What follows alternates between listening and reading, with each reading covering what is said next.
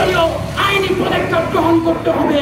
আমি উপদেষ্টাকে বলতে চাই, আপনি ওনাকে গ্রেপ্তার করতেন, সেই জন্য ধন্যবাদ, কিন্তু ওই জন্য আমরা ধন্যবাদ দিতে চাই নাই। সংসদে দায় পূরণ অবমাননা করবে ফাঁসির কাজকে তুলানোর জন্য আমরা আজকে এই প্রতিবাদ সমাজকে জানাইতেছি। কিছু নাস্তিকেরা বলতেছে এই পাগল ছিল, এবারে পাগল পাগল হলে কোরআন শরীফ কি বলছে? পাগল হলে কিছু ছিল নাই, গীতা ছিল নাই, কোরআন শরীফ কেন মনে করছে এই পাগল না? যারা বলতেছে সবগুলো হচ্ছে ভারতের দালাল। এই বিক্ষোভ মিছিল থেকে অন্তর্বর্তীকালীন সরকারের কাছে বিনীত অনুরোধ জানাচ্ছি, আমরা এই মাটির সন্তান, আমরা বাংলাদেশের নাগরিক এবং রাষ্ট্রের নাগরিক হিসেবে আমরা বাংলাদেশের আইনের প্রতি শ্রদ্ধাশীল।